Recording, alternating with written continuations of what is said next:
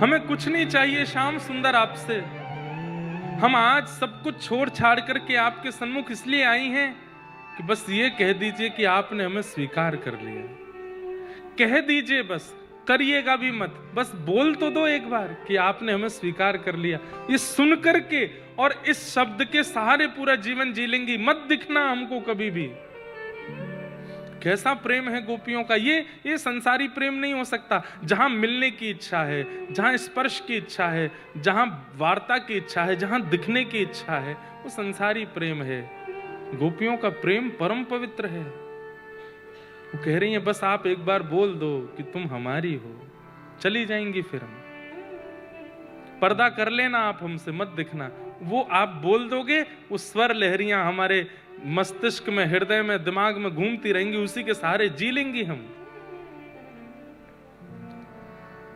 ठाकुर जी ने इनकी प्रेम की परीक्षा ली और ऐसा प्रेम प्रस्तुत किया गोपियों ने।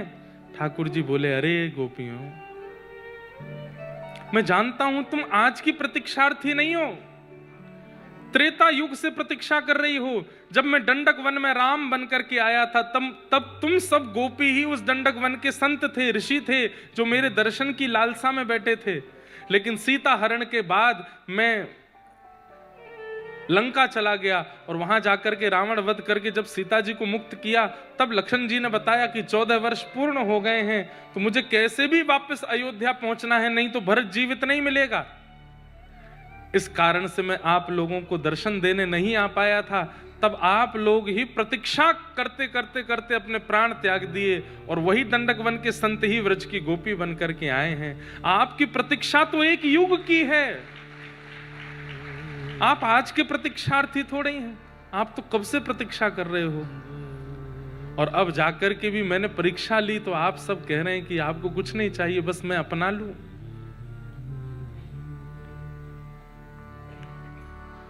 नहीं, आप सब अपनी परीक्षा में निपुण हुई, अब मैं रास करूंगा। रास का मतलब नृत्य नहीं होता। रास का मतलब आपके भाव से प्रसन्न होकर के ठाकुर जी आप पर अनुग्रह कर दें, उसे रास कहते हैं। वो रास कहलाता है। हमेशा आप जाते हैं ठाकुर जी के पास, लेकिन कभी आपकी भावना से ठाकुर जी आ जाएं आपके पास, वो रास है। आप जाते हैं ठाकुर जी के पास, वो रस है, पर ठाकुर जी आ जाएं आपके पास, वो रास है। और एक बात कहूं, अकेले आवे तो रास है, श्री जी के साथ आ जाएं तो महारास है। सूरदास जी के साथ में महारास हुआ है, नरसिंह मेहता के साथ महारास हुआ है, मीराबाई के साथ महारास हुआ है। हम आप अभी रस में ही अटके पड़े हैं, रास ही नहीं हुआ। महाराज तो बहुत दूर है अभी। कभी ठाकुर जी अनुग्रह कर दें। और बंधुओं, अनुग्रह होता है।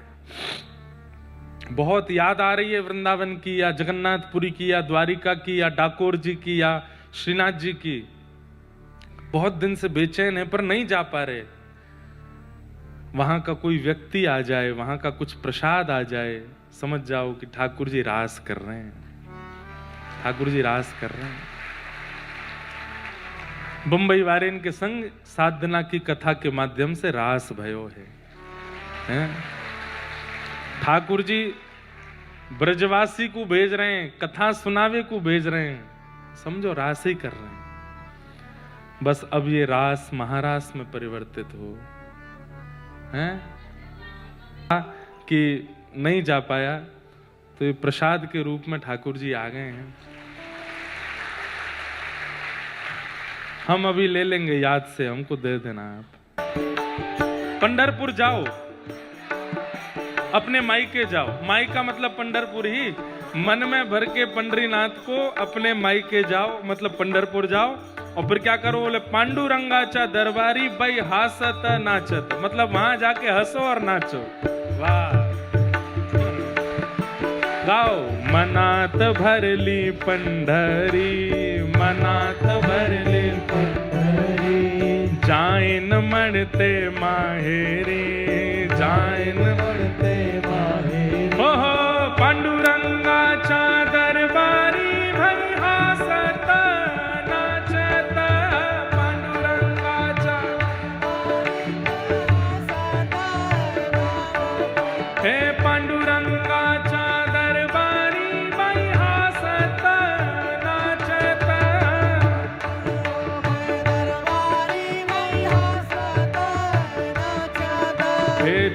चंद्रभागे च वालवंट, चंद्रभागे च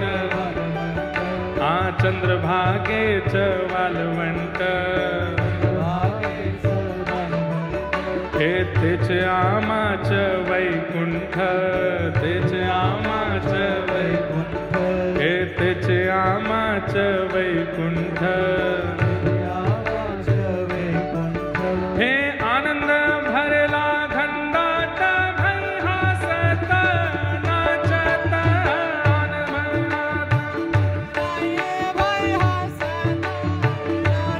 हे पांडुरंगाच्या दरबारी भई हासत नाचत,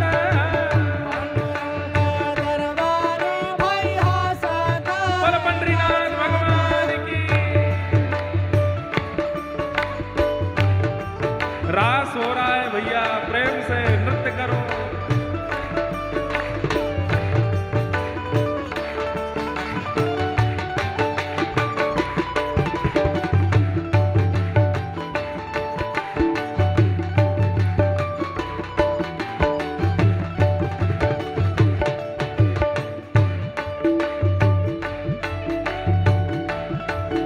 बोल गिरधर लाल प्यारे की, बोल विठ्ठल रखुमाई की। पांडुरंगाचा दरबार, पांडुरंगाचा दरबार, हे पांडुरंगाचा दरबार, पांडुरंगाचा दरबार, हे संत मिठाले अपार, संत मिठाले अपार, हे संत मिठाले अपार, संत मिठाले अपार, हे हरिनामाचा गजरा भैया सत नाचत, हरिनामाचा हे हरिनामाचा गजरा भैया सत नाचत,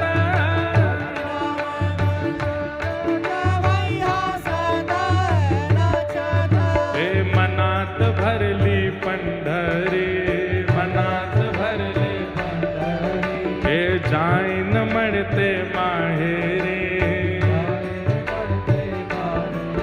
हे पांडुरंगाच्या दरबारी बाई हासत नाचत,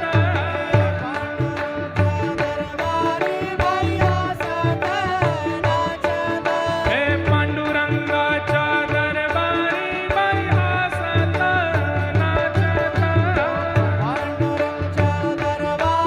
बाई हासत नाचत, हे पांडुरंगाच्या दरबारी बाई हासत नाचत, हे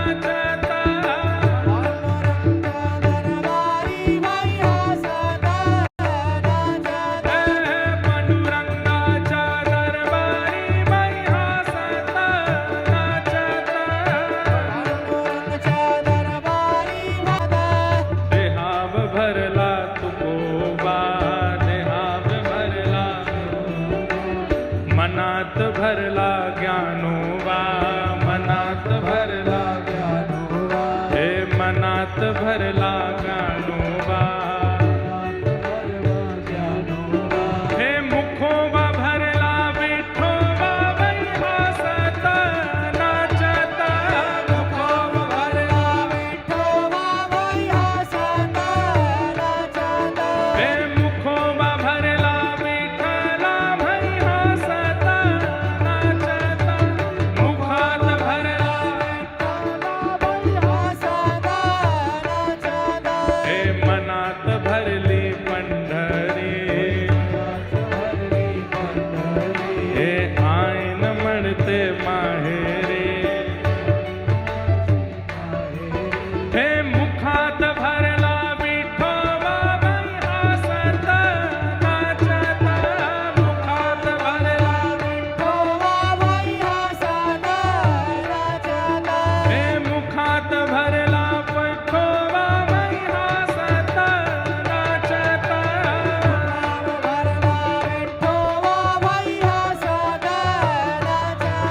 हे मनात भरली पंढरी,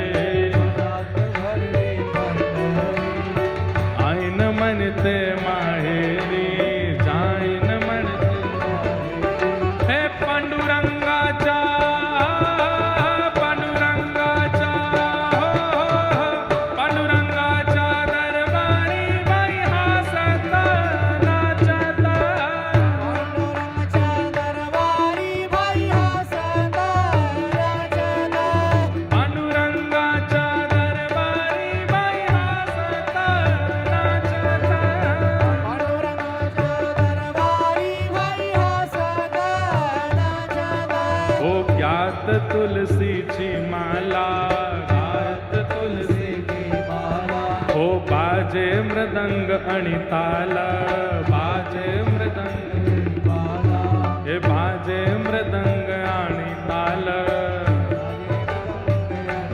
हे कीर्तन करूच हरिहरा बाई हसत नाचत,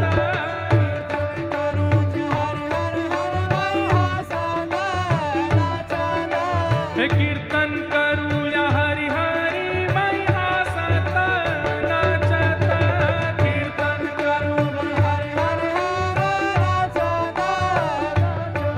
हे मनात भरली पंढरी, हम ब्रजवासी हैं, ब्रज के भाव गाते हैं लेकिन मराठी गा रहे हैं। आप तो यहीं के हो, ने जोर से गाओ।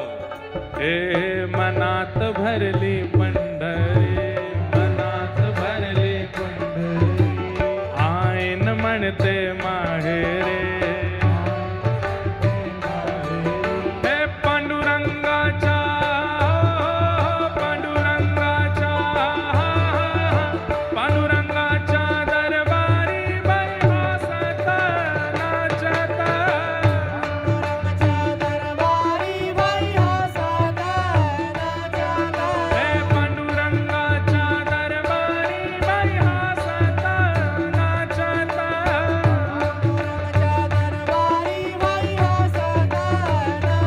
हे पांडुरंगाच्या दरबारी बाई हसत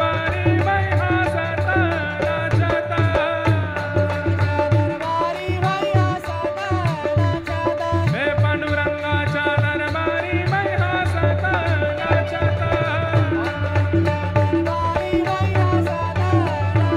हे विठ्ठल विठ्ठल, विठ्ठल विठ्ठल, विठ्ठल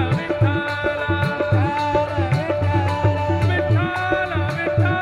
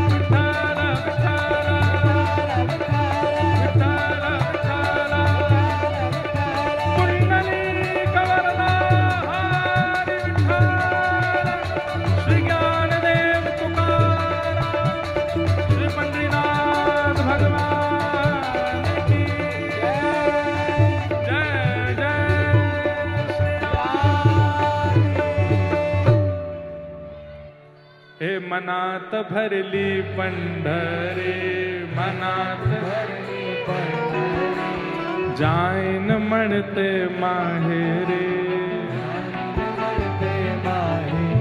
हे पांडुरंगाच्या दरबारी बाई हसत नाचत, पांडुरंगाच्या दरबारी बाई हसत नाचत, हे पांडुरंगाच्या दरबारी बाई हसत नाचत, पांडुरंगाच्या दरबारी बाई हसत नाचत,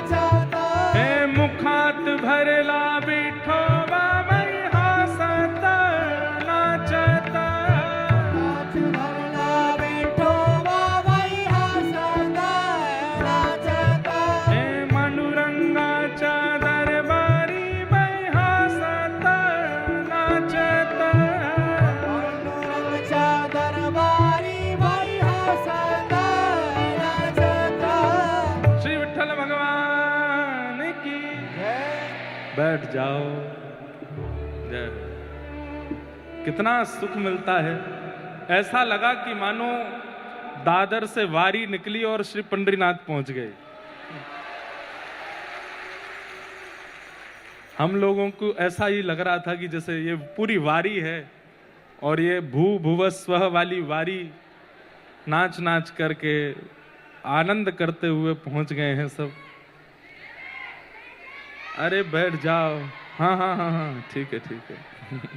जय हो। तो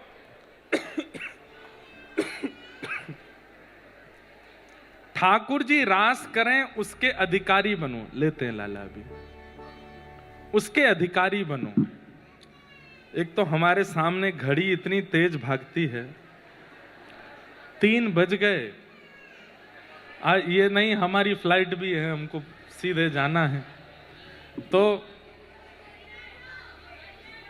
ठाकुर जी, अब सुनो सुनो, हम विषय पूरा कर लें, 2 मिनट सुनो। ठाकुर जी रास करें उसके अधिकारी बनो। रस तो हम लोगों का होता है कि हम ठाकुर जी के सन्मुख जाते हैं, ठाकुर जी के समीप जाते हैं, पर कभी ठाकुर जी हमारे समीप आवें और रास हो, ऐसी योजना बनाओ। गोपियों के साथ ठाकुर जी ने रास किया, गोपियों को थोड़ा मान हुआ, ठाकुर जी अंतर ध्यान हो गए। मान ठाकुर जी को, भक्ति का मान प्रिय नहीं है। वैसे तो कोई भी मान हो, धन का मान हो, ऐश्वर्य का मान हो, नाम प्रतिष्ठा कीर्ति का मान, कोई भी मान ठाकुर जी को प्रिय नहीं, पर भक्ति का मान तो बिल्कुल भी प्रिय नहीं है। कई लोगों को अपनी भक्ति का अभिमान हो जाता है। हम लोग इतना नियम करते हैं, इतनी जल्दी उठ जाते हैं, ऐसा तिलक स्वरूप धारण करते हैं, इतना क्रम से रहते हैं, इतनी कथा सुन ली, इतनी परिक्रमा लगा ली, ये कर लिया वो कर लिया। इसका जो मान हमारे चित्त में आ जाता है, इस मान के कारण ठाकुर जी दूर ही रहते हैं।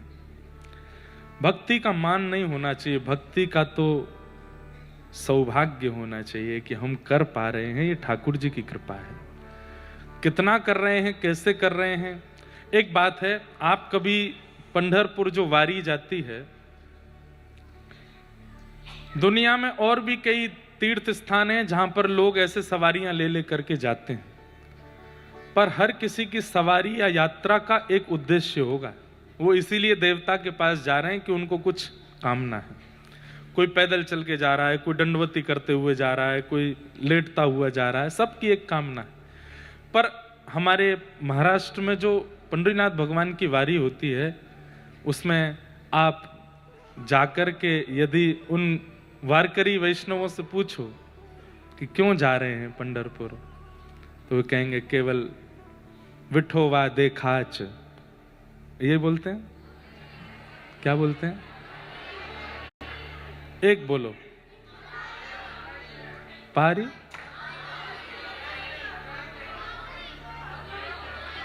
पाहुनी, माउली, माउली देखाच, माउली पाहुनी। अरे ठीक है, आपको पता है सब।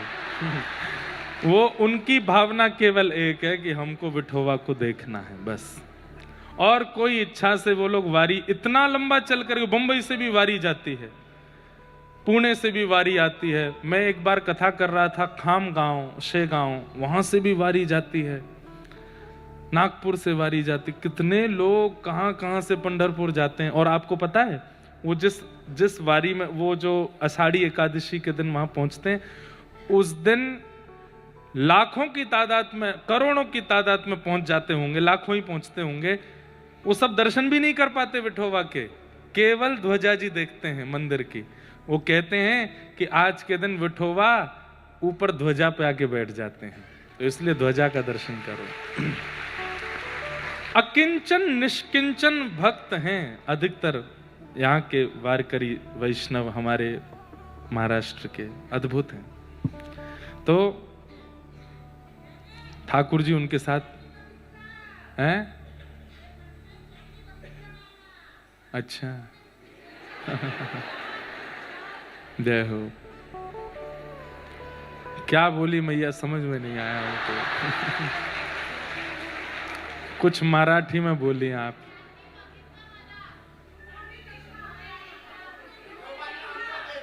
उन्होंने हमको देखा। वाह वाह, बहुत बढ़िया, वाह। हाँ, ये बात, ये देखो, ये असली बात। वो जो वारी लेकर के वारकरी जाते हैं, वो वहां विठोबा के दर्शन नहीं कर पाते, वो यही कहते हैं कि हमने नहीं देखा, उन्होंने हमको देख लिया। हाँ, ये बात, ऐसी बात कुछ बोलनी चाहिए कथा के बीच में, जय जय ये जय जय वो, ये क्या है? ऐसी कोई भाव हो तो अच्छा है ना। उन्होंने हमको देख लिया, हमने उनको नहीं देखा, उन्होंने हमको देखा। वाह। और यही रास है कि वो हमको देख लें, हम उनको देखें, ये रस है, पर वो हमें देखें, ये रास है। अब रुक जाओ, हमने कथा करंद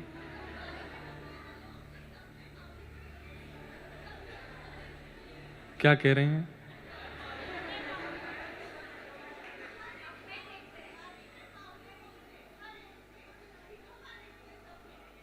अच्छा, हाँ हाँ हाँ, जी जी जी, यही बात है, यही वाली, यही बात है, मुझे सब समझ में आया। जय हो बहन।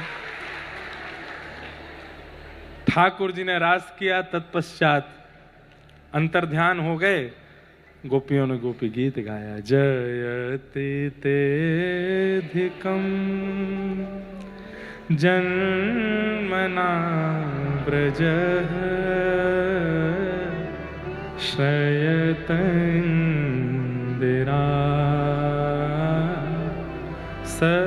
सस्मदत्र दैत दृश्यता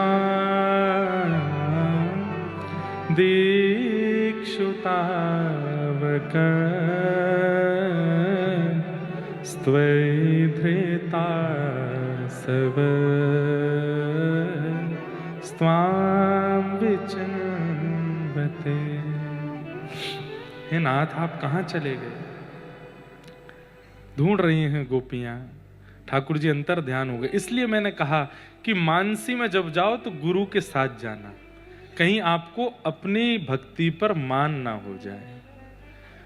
जब भी बंधुओं, सुबह भी आप लोग अपना नियम करते हैं ना, तिलक लगाना या जप आदि करना, ठाकुर जी की सेवा, उससे पहले नेत्र बंद करके अपने गुरु का स्मरण कर लिया करो, गुरु चरणार बिंदों का स्मरण कर लिया करो। वो मान नहीं आने देंगे, नहीं तो मान आ जाएगा और भक्ति नष्ट हो जाएगी।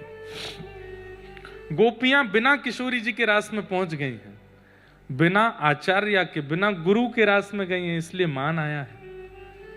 गोपी गीत गा करके वास्तव में ठाकुर जी प्रकट हुए, ये तो बात है ही, पर किशोरी जी भी आई। और जैसे ही किशोरी जी का आगमन हुआ, ता श्यामा बिरभूत सौरी, ठाकुर जी भी आ गए। स्मयमाय मुखाम्भुज पीताम्बर धरश रघुवी साक्षान मनमत। भावना तो आचार्यों की ऐसी है कि किशोरी जी की कृपा से ही गोपियों ने गीत गाया, गोपी गीत। आचार्य ही कृपा करके बताते हैं कि ठाकुर जी कैसे मिलेंगे, और गोपी गीत गाते ठाकुर जी प्रकट हुए। अब ठाकुर जी ने महारास किया। महारास का अभिप्राय क्या था? जितनी गोपी उतने कृष्ण। पहले एक कृष्ण अनेक गोपी, अब जितनी गोपी उतने कृष्ण।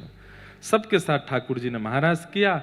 महादेव भी उस महारास में पधारे। ऐसे महारास को हम बारंबार वंदन करते हैं और आगे के क्रम में प्रवेश करते हैं।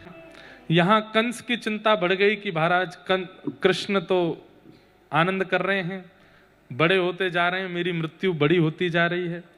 तब नारद जी ने उनको योजना बना करके कहा कि तुम मथुरा में धनुर्यज्ञ करो और कृष्ण को यज्ञ में सम्मानित करने की भावना से बुलाओ और यहां बुला करके मार देना।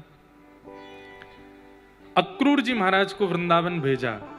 अक्रूर जी महाराज ने जाकर यशोदा मैया नंद बाबा से कहा कि कंस ने धनुर्यज्ञ किया है और उसमें बड़े बड़े लोगों को सम्मानित करने के लिए बुलाया है, उनमें आपके कृष्ण और बलराम का भी नाम है।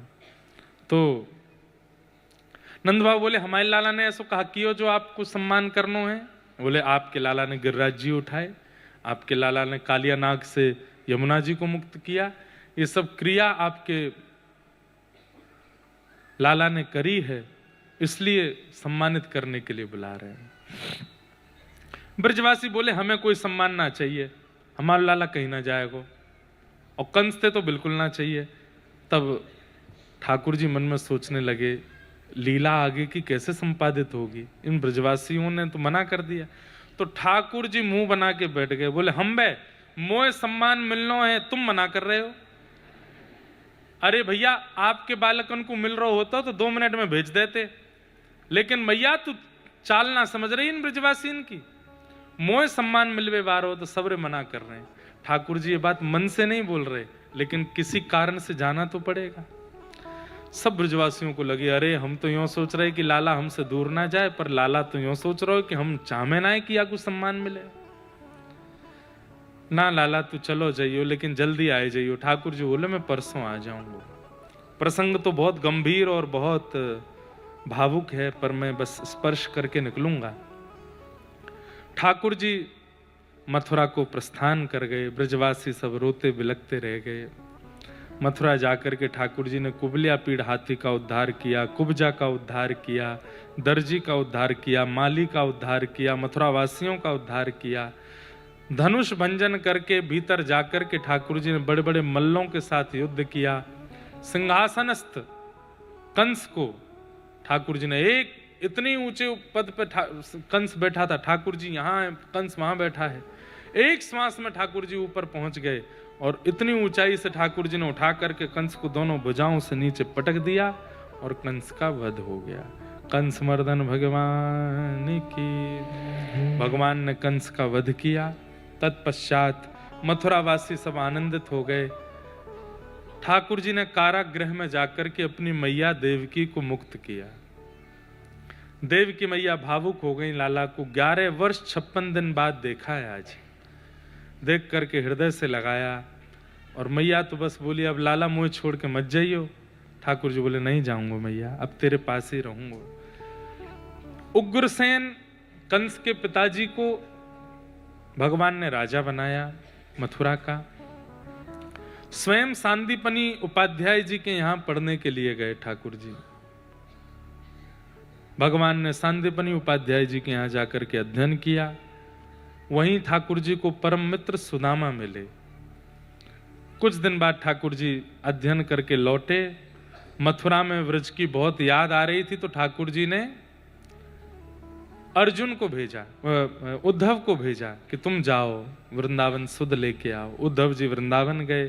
किशोरी जी और सब गोपियों का सानिध्य प्राप्त करके कह के गए थे कि मैं शाम तक आ जाऊंगा। 6 महीने बाद लौटे उद्धव, और श्री उद्धव जी अत्यंत प्रेम रस में उन्मुक्त होके आए। बंधुओं, अर्जुन और उद्धव में कौन श्रेष्ठ, हमें कोई आकलन नहीं करना, कंपटीशन नहीं है, पर एक भाव दृष्टि से उद्धव श्रेष्ठ है।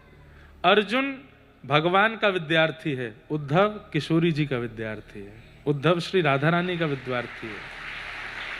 इसलिए उद्धव जी महाराज जो हैं वो ज्ञानी भी हैं, पर प्रेम रस के भाव में भी रहते हैं। अर्जुन ज्ञानी है, पर प्रेम रस भगवान ने अर्जुन को नहीं दिया, उद्धव को दिया। हम लोग उद्धव जी वाली श्रेणी में हैं, अधिकतर लोग अर्जुन वाली श्रेणी के हैं। गीता ज्यादा प्रचलित है पूरे विश्व में, क्योंकि गीता में ज्ञान विद्यमान है, जीवन जीने का, जीवन सफल बनाने का, आदि आदि। पर जिन लोगों का उद्देश्य जीवन सफल बनाना है वो गीता का आश्रय लेते हैं, पर जिनका उद्देश्य भगवत प्राप्ति है वो श्रीमद् भागवत का आश्रय लेते हैं। दोनों का आश्रय लेना चाहिए। आप गीता के आश्रय से भी भगवत प्राप्ति कर सकते हैं, पर वो ज्ञान मार्ग है, वहां ज्ञान के भाव से वो अच्छा लगता है और अच्छा है ही, पर भागवत प्रेम मार्ग है। मार्ग दोनों ठाकुर जी तक ही पहुंचाते हैं, आपको जो योग्य लगे उसमें। तो यही नहीं जानते कि श्रीमद् भागवत और भगवत गीता ये अलग है। कई लोग सोचते हैं 7 दिन कथा सुनने के बाद ही बोलते महाराज जी आपने बहुत अच्छी गीता सुनाई। हमने कहा भाई गीता नहीं है, ये श्रीमद् भागवत है। भगवत गीता महाभारत का छोटा सा अंश है और श्रीमद् भागवत स्वच्छंद एक ग्रंथ है, महापुराण है। भगवत गीता भगवान ने गाई है और श्रीमद् भागवत, भगवत गीता गाने वाले भगवान कौन है उनका परिचय है। श्रीमद् भागवत तो अलग अलग हैं, वो भगवद है, ये भागवत है। भगवद मतलब भगवान के द्वारा जो वध यानी कि भाषित की गई है, बोली गई है, वो गीता।